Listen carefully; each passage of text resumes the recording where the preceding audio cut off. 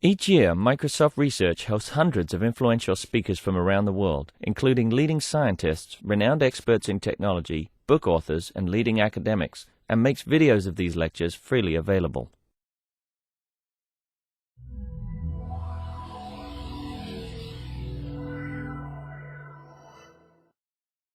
And this talk, all right, here it is. So this talk is from the University of Michigan, and Dale will be presenting. Thank you. I have the microphone on. Can everyone hear me? Is that okay?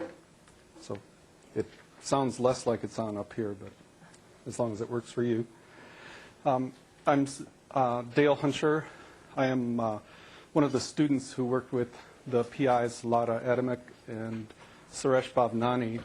I'm a master's student, actually just finishing my master's degree at the University of Michigan School of Information. And I am a full-time employee of the medical school within the University of Michigan Health System, doing informatics applications there. This is kind of the landscape of our projects that Suresh and Lada have been managing. My corner, which I'm going to talk about first, is focused on understanding health information search and behavior. And the remainder, everyone else on the project, is working on automating the analysis of information scatter and visualizing that analysis. So these are the research questions we've been working on. The top two of mine are grayed out because I don't have time to go into everything that was involved in the master's thesis that I did. I'm just going to focus on the question of whether, and to, well, actually not whether, but to what degree search engines return links to information from authoritative sources. And then the others are dealing with the questions of, is it possible to automate the discovery of information scatter in query results, and can we create a tool to intuitively depict that? And I'll be talking about that as after I finish my part of the research. So my focus was in this part of the thesis work that I did was on findability, which is a term that was popularized recently by Peter Morville, who is one of the authors of Information Architecture for the World Wide Web and a graduate of the School of Information. But it traces back to the concepts of view traversability and effective view navigation that come out of the research of George Furness and others. So my definition of findability is that it's the traversability and navigability of an information source via organic search. What we know from research by the Pew Internet and American Life Project is that most health information seekers now start their quest at a search engine portal. And this leads to the likelihood that if an information source is not findable via organic search, it's not going to be findable. So first, a few of the things that they had me do initially were to look at some of the earlier work in analyzing query logs to see how things had changed over time. And I found two major differences, one of which is here, which is that it looks now like there are fewer queries per session on average than there were in the Excite query logs. And then the other one I'll save until it comes up in the presentation a little further on. So I worked in my findability research. I was working with a set of test case data sets that came from queries on the single term melanoma in March of 2007 from 4 search engines, 2 major search engines and 2 boutique health search engines. I'm not sure if the names are, I'm sure the Microsoft people are familiar with MedStory. Helia is another one that is considered a rising star in that world, so I wanted to look at them. And my authoritative source network came from Medline Plus. Now, why would I use Medline Plus? Well, it goes back a number of years now. There was a question of where is the best health information appearing on the web, because there have always been concerns about quality. And in surveys that go back at least to 2002, it was found that domain experts prefer Medline Plus, and they actually, one of the people interviewed actually used the term gold standard as Medline Plus as a recommender of consumer health information. It's not so much a provider of information per se. What it does is provide portals. It does actually provide some information, but it provides portals that point to sources of authoritative information on various topics. Our topic, based on Bob Nani's prior research, is melanoma risk and prevention, although here I'm just using melanoma as kind of the general term. Now, why only the first 10 organic results? Well, that is another comparison back with the Excite data. One of the things that Sveng-Hen Zhu said in 2000 was that over half the users did not access results beyond the first page, which would be the first 10 results. We found in MSN search data that 99% of the clicks occur on page 1. And that was actually consistent not just for the general set, but also for each of the subsets that we derived. And we looked at several different disease sets, several different cancers, diabetes, heart disease, and so on. We also considered some non-disease, some non-healthcare related topics just to see if there were differences. And we looked at recipes and Corvettes and Britney Spears in that regard. And we found that there was a lot of consistency. There were some differences which I won't have time to talk about. But by and large, in particular on this measure, it was very consistent. So basically, if it's not on that first page, from our viewpoint, it's really not findable.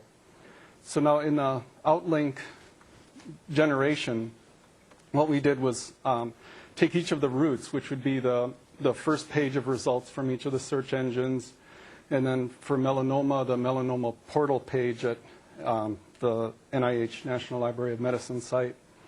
And we retrieved the first tier of pages after harvesting the outlinks on the root, and then used the outlinks on those to retrieve a second level. So these are now 2 clicks from the root. And it begins to look a lot like a tree, but of course what we found is that there's a lot of cross-links and uplinks within that. So it really is a navigation representation that is taking the form of a network. Now, one thing I should point out is we are really here only looking at traversability. In other words, whether there is a click that would lead to another page. We're ignoring the concept of information sent, which would be whether the anchor text and any surrounding context gives you reason to believe that clicking on a particular link will take you to the kind of information you're seeking. In my work on findability, I used a measure Betweenness centrality, which essentially comes down to the degree to which a node brokers the connection from incoming node to other nodes that it connects to. And Betweenness, from our looking at the different metrics that we could use, Betweenness seemed to be the most accurate measure of findability.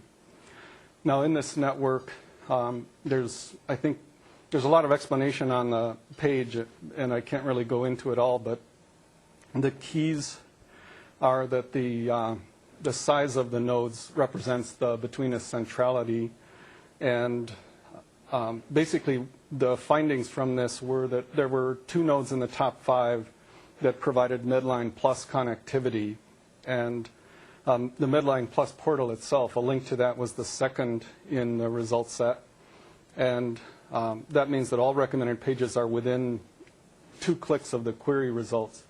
And the fact that these 2 nodes in the top 5 are above the fold in this top 5 is very important, because this is what most users will see. Now, we found roughly 80% of the clicks were occurring in the top 5 links.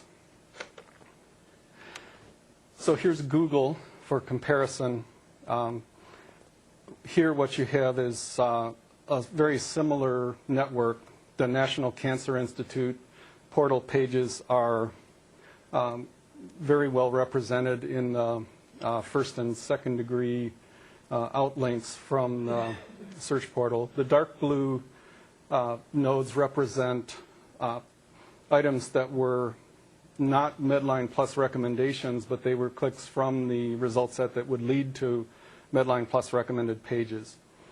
And what you see here, though, is the Medline Plus portal itself is in position number 8, and that's below the fold. It's not likely to be seen by the majority of users. And what that means is the connectivity here, the degree of connectivity that's shown, even though it looks fairly large, is probably not a really good representation of whether these pages would actually be found in real life. I guess one thing I should point out as a kind of aside on this before I leave that behind is what I'm trying to do here is not say live search is good, Google is bad, MedStory was identical to live search for some reason. I think I know why. And Helia was even worse than the others.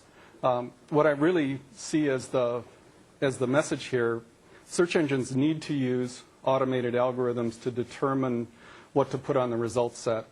So a lot of the responsibility really falls on the providers to be looking at the pages that they're producing and making sure that they're doing the things necessary to accommodate the needs of the search engine and evaluating the relevance of their pages.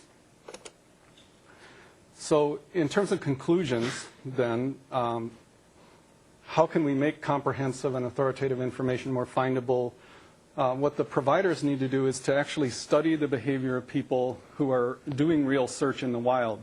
Right now, there's a lot of research people do in terms of their websites in looking at what their current visitors do and kind of changing their strategy based on that. But what you really need to know, as we can see from this, is what are the people who don't visit your site doing and why aren't they finding you?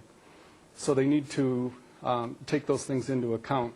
Now, the question of whether search engines can help seekers find comprehensive information leads to another line of speculation, which is suppose there was a fully automated way of knowing what search results do provide comprehensive and authoritative information, which leads to the next part of the research, which is the automated analysis and visualization of information scatter networks. And the motivation for this, information scatter, the concept is there's a few facts that are very common that occur in many web pages, and there are many facts that are rare, occurring in very few web pages. And the pages in a website or in any network, Outlink network, are going to differ in the amount of fact coverage. There's going to be many that will have few facts. Some of those are sparse, having not much relevance. Others are very narrow in their focus. And then there are pages that contain a lot of facts that treat them at a very surface level. And Wikipedia is an obvious example of that. This is one of the networks that Lada's group generated. I think this one was done with Guess. And the drawings I was showing you earlier were done with Payet, by the way. This is illustrating the fact, if you look at the, I think I can use a pointer here. High UV exposure is a very common fact. It's well known that it causes, that it increases your risk of melanoma. A rare fact shown over here. What you'll notice is the degree of those nodes. The rare facts tend to have a low degree, and the common facts have a high degree. But if the rare facts co-occur with common facts, then users can discover them while they are kind of navigating through the network of pages. So, and that ties in with the fact that if the pages themselves are linked and using pages that are containing complementary facts, then users can get a pretty accurate picture just by browsing. In this comparison, I'm going to skip over because we are running a little low on time. And I do want to leave a little time for questions at least. So the two studies that have been done in this arm of Suresh and Lada's research group, the first one that they've done, which is over with now, and they have published a paper, but I didn't bring the reference to it, so I can't tell you exactly what it is. I definitely will get it to you if you're interested. This was using a fact set that came from Bhavnani's prior research, derived from a group of melanoma experts who essentially sat down and worked out a set of categories and then facts within categories of what a consumer, what a layperson would need to know about melanoma. And this work was semi-automated, and they did, of course, this one paper. The ongoing work is attempting to automate the process of analyzing information scatter to analyze and visualize. And this involves getting keywords, generating a scatter network, and then overlaying hyperlink and click-through data. The tool that they're producing is called VISP, and it's shown here. The first look at it, I'm going to actually show you a live demo in just a minute. The three interacting factors in search are the user's behavior, the composition of the result sets, and the degree of information scatter within the Outlink network from that result set. So what VISP allows you to do is to visualize how the search engine, the user, and the information landscape are interacting. And we've seen as possible applications of this, search engineers can use this to look at the behavior of their search engine in terms of what kind of result, the quality of the result that is actually being returned in terms of factual content, diversity and degree of factual content. We're also looking at it as a possible tool for end users, information seekers, to allow them to visualize the entire landscape coming out of a search result so that they can develop more effective navigation strategies within a particular result, and also look at, as they refine their queries, look at the effect of that in terms of pulling the facts that they need together. Now, in the algorithm that they're using, I don't know the details of it, but I do know these pages, by the way, these last set of pages are from LADA, so I will do my best to answer any questions you have on them. But I must claim a degree of ignorance on the details here. They use the Microsoft API to gather a large number of search results based on a topic. They extract the terms from each result. So far, the simple stemming algorithm is working the best.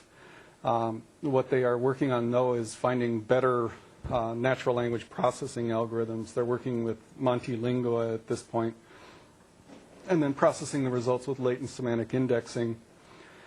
And they're comparing the average frequency of terms in the results set with overall frequency of terms on the web and selecting keywords with the highest average score. So what we're looking at here is not really fact analysis, it's really term analysis. And to be very straightforward about it, this is an intermediate step, work in progress. Executing the algorithm, they get the weight of each of the terms, the hyperlinks, the number of click-throughs and query logs, and they produce this scatter diagram. And as you'll see, the gray circles represent web pages on melanoma.com. Shades of gray correspond to search engine click-throughs, and the colors represent different facts. So I do have a demo to show you, and I'll see if I can find it here. There we are. This URL, I believe, is, well, I can say safely it's publicly accessible if I'm getting at it from here, so you're welcome to go there and play with it. There's not a lot to do at this point, but this will be evolving probably very quickly into a more complex and robust prototype. What I have here is a network based on a query, melanoma risk and prevention, and then they've focused in on a particular site, which is melanoma.com. So this is really a subset of a larger scatter network that comes out of the search results. Melanoma.com, by the way, is the #1 result on all of the search engines as far as the single term melanoma as a query. Now you can move things around. This is a very guest-like user interface. It happens not to be guessed because the best graphics programmer they could find was an expert on Macromedia Flash, but there is a movement to take it into other platforms, and Guess will probably be the first of those. Now you can see by the number of the inner bubbles, you can see the different facts and the degree to which they're present there. In this case, I'm using the term facts probably a little loosely, because it really is a term analysis, in this case term and phrase analysis. And this, again, is based on prior knowledge of facts in this particular domain. This is not automated knowledge at this point for this particular network that they produced. And I'm running very short on time. I was going to show you another network that was the result of an automated run, but I do want to allow some time for questions. I can demonstrate this. If anyone is interested in seeing more, I can demonstrate it on my machine, or we can look at it on one of the machines in the lobby together. I'd be very happy to go over it with you. So before I better get back to the presentation here. This is the one I was going to show you, but I'm going to skip right over it. These are the next steps that Lada's and Suresh's group is doing at this point, refining knowledge extraction, and then learning to characterize information scatter for many different types of queries. And I guess what I'm going to have to do, because of the shortness of time, is just kind of skip over this, but the slides will be available. So the question is, in terms of the good and the bad and what we really would like, what do we want to do next? Well, we've learned a lot. We're very grateful for what we've been given so far. Here's our wish list, and this is, unfortunately, it turned into 2 pages. It's not just one, but we would really like to see the text and images for the top 10 results for each of the runs, to be able to fully reconstruct what was going on, what the user saw, and to enable us to analyze information sent. It would be really nice to see, and I think someone had brought this up earlier, maybe in kind of a different phrasing, but it would be really nice to see the browser click stream after they leave the result page, to see the actual user behavior within the Outlink network, and also the ability to follow information seekers, particular individuals, over time. Both of these last two would require informed consent, obviously, and they have a lot of implications. So, but you asked for a wish list, so there it is. A couple more wishes. If we were able to get those last two, the ability to break the glass on anonymity and be able to contact consenting users to obtain data that we couldn't get just from data mining. And the ability, of course, to access all of this in real time, to study adaptive behavior and facilitate and possibly even automate the design of new search engine algorithms. So thank you very much. We started just...